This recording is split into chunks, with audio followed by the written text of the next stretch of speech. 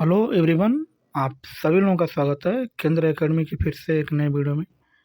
आज की वीडियो में हम लोग फ्रेंड्स यूपी ट्रिपल एस पेट में इतिहास के जितने भी प्रश्न बन सकते हैं उन सभी प्रश्नों को टॉपिक वाइज हम लोग जितने भी प्रश्न बन सकते हैं उनको हम लोग देख रहे हैं। ठीक है, तो यदि चैनल पर पहली बार आए हो तो चैनल को सब्सक्राइब जरूर कर लें, बेल आइकन को दबा दें और अपने दोस्तों को शेयर करें फ्रेंड्स, ताकि उनका भी यूपीट का एग्ज़ाम अच्छे तरीके से भेजें। ठीक है, तो चलिए शुरू करते हैं। आज का जो हमारा टॉपिक होने वाला फ्रेंड्स, बंगाल विजय के बारे में जानेंगे। ठीक है, तो चलिए देखते हैं।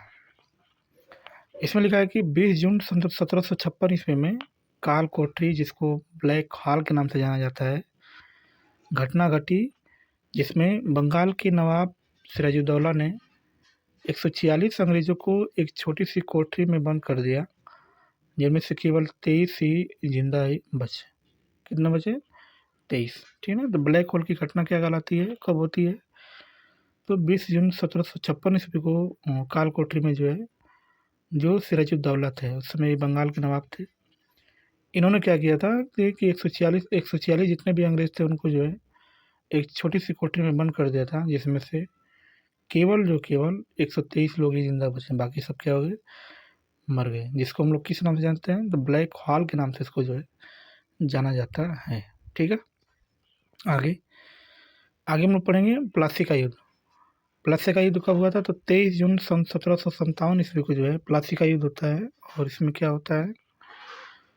तो प्लासी के युद्ध में पूर्व ही सिराजुद्दौला का प्रधान सेनापति मीर जाफर तथा राय दुर्बल अंग्रेजों से जा मिला, और इस प्रकार सिराजुद्दौला की सेना इस युद्ध में क्या हो गई? पराजित हो गई, है ना। तो जो बंगाल का नवाब था जिसका नाम सिराजुद्दौला था, इसका जो प्रधान सेनापति इसका नाम जो है मीर जाफर था, जिसको अंग्रेजों ने जो है फुसला करके जो अपने मिला लिया, जिसके कारण जो है उसकी सेना कमज़ोर पड़ गई और ये जो है प्लासी के युद्ध में क्या हो गया? हार गया।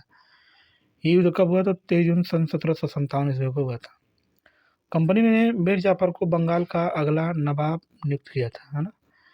तो कहने का मतलब कि जब ये हार गया तो कंपनी का जो अगला जो नवाब था उसको किसको नियुक्त किया गया था? तो मीर जाफर को। मीर जाफर कौन था? तो ये जो है सिराजुद्दौला का प्रधान सेनापति था, जो नवाब बनने के चक्कर में जो है उसको देखा देकर जो है अंग्रेजों से जा मिला। ठीक है, मीर जाफर ने क्लाइव का गीदड़ भी कहा जाता है ना, तो मीर जाफर को एक संज्ञा दी गई जिसको हम लोग बोलते हैं क्लाइव का गीदड़। मीर जाफर को हटाकर कंपनी ने मीर कासिम को बंगाल का नवाब नियुक्त किया। इस घटना को गवर्नर वेंसिटार्ट ने जो है 1760 की क्रांति की संज्ञा दी, है ना। तो जो सन 1760 ईस्वी को जो वानडीवास का युद्ध हुआ था, इसको जो है किसने युद्ध दिया, किसने नाम दिया था? तो मीर जाफर ने जो है, जिसका एक वेंसिटार्ट जो घटना को देखने वाले थे, इसको जो है सन 1760 ईस्वी का जो है संज्ञा दिया था। ठीक है, आगे आगे हम लोग देखेंगे फ्रेंड्स बक्सर का युद्ध। क्या देखेंगे? बक्सर का युद्ध। बक्सर के युद्ध की बात करेंगे तो यह जो युद्ध हुआ था अक्टूबर 1764 ईस्वी को हुआ था। क्या हुआ था?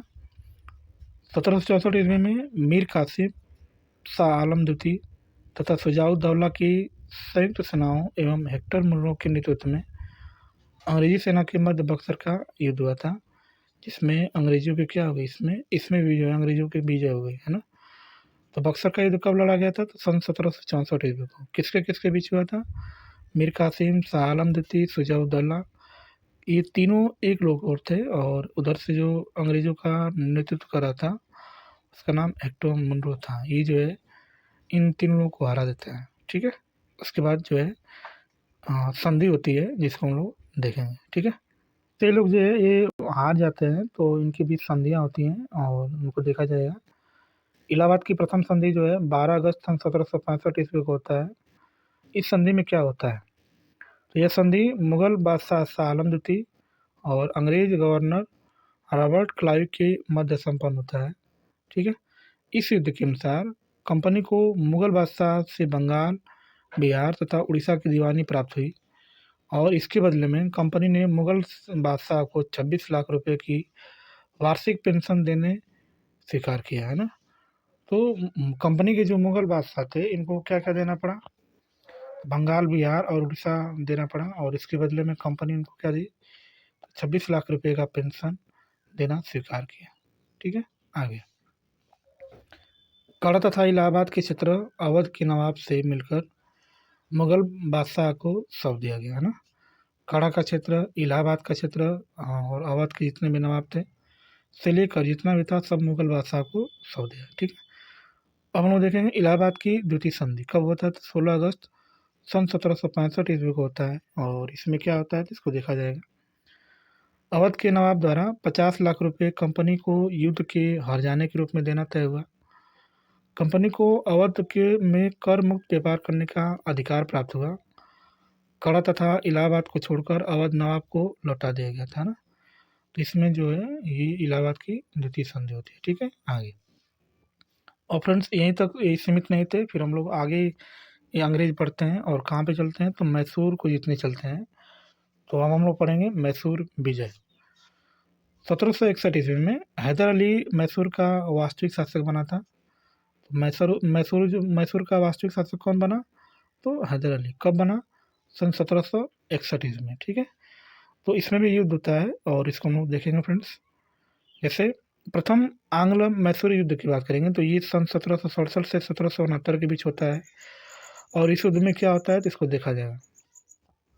सन 1767 से 69 के ईस्वी के मध्य मराठा एवं निजाम की से संधि करके अंग्रेजों ने हैदर अली के विरुद्ध युद्ध आरंभ कर दिया, जिसे प्रथम आंग्ल मैसूर युद्ध के नाम से जाना जाता है। अंग्रेजों ने पराजय से बचने के लिए मद्रास की संधि की, जो कब किया था तो सन 1769 ईस्वी को जो है ये क्या करते हैं, पराजय से बचने के लिए क्या करते हैं, संधि कर लेते हैं, जिसको हम लोग बोलते हैं मद्रास की संधि। क्या बोलते हैं, मद्रास की संधि। ठीक है, आगे।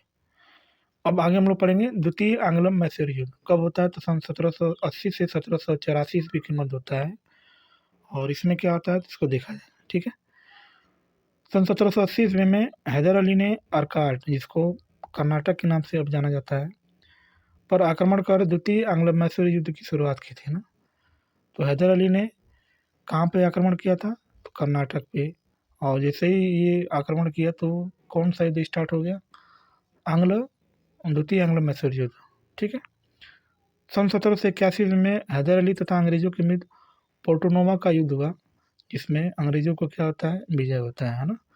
तो 81 में जो है किसके बीच युद्ध होता है, तो हैदर अली और अंग्रेजों के बीच। उस युद्ध का क्या नाम होता है, तो पोर्टोनोवा का युद्ध। इसमें कौन जीतता है, तो अंग्रेज इसमें क्या होते हैं, विजयी हो जाते हैं। उसके बाद क्या होता है, सन 1782 में जो है हैदर अली की मृत्यु हो जाती है, और जैसे ही इसकी मृत्यु होती है तो उसके बाद क्या होता है, तो 1784 में टीपू सुल्तान यानी हैदर अली का लड़का टीपू सुल्तान ने अंग्रेजों से मैंगलोर की संधि कर लिया।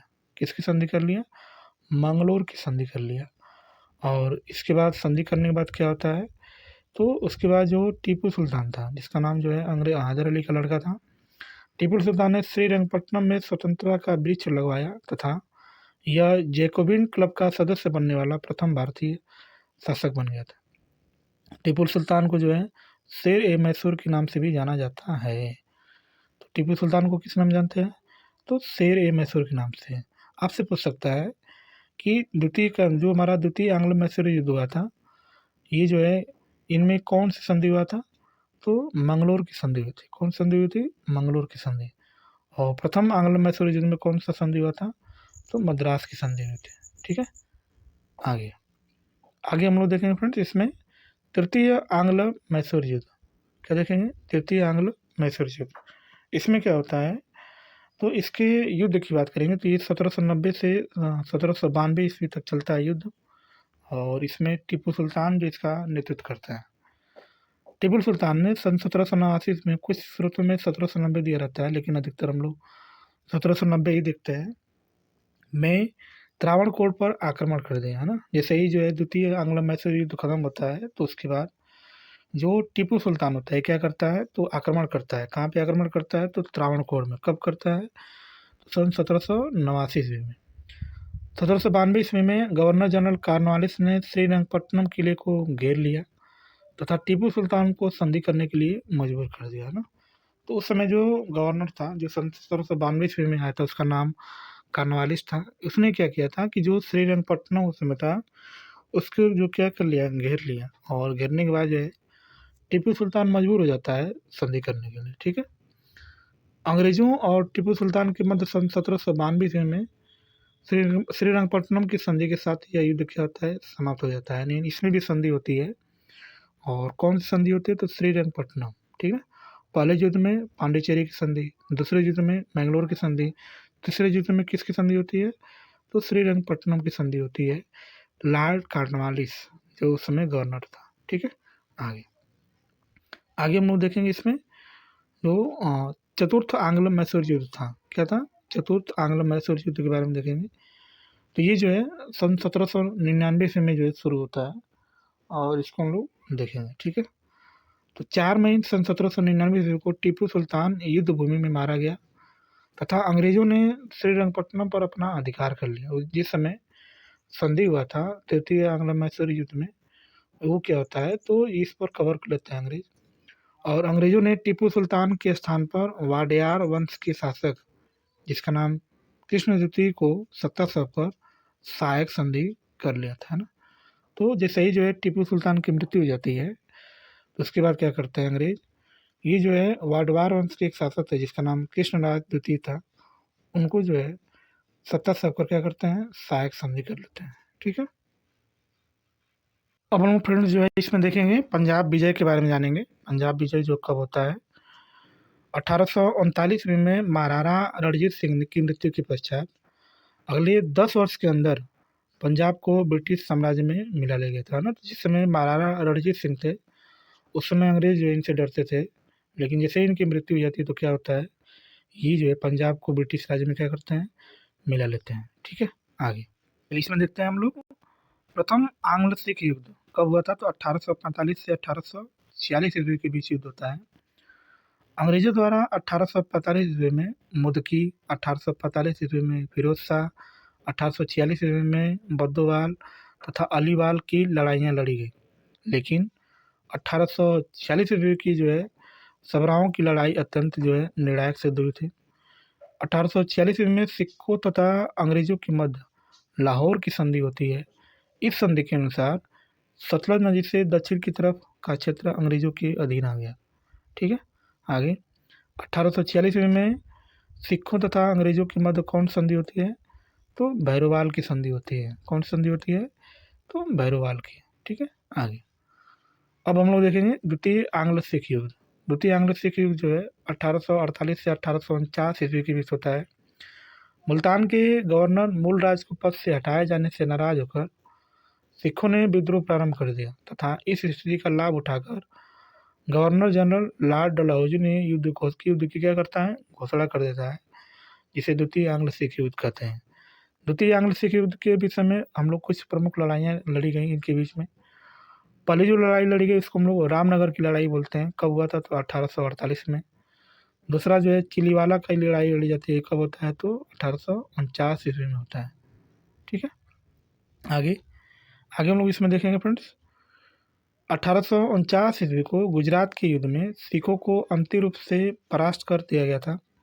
1849 ईस्वी में पंजाब को ब्रिटिश साम्राज्य में मिला लिया गया।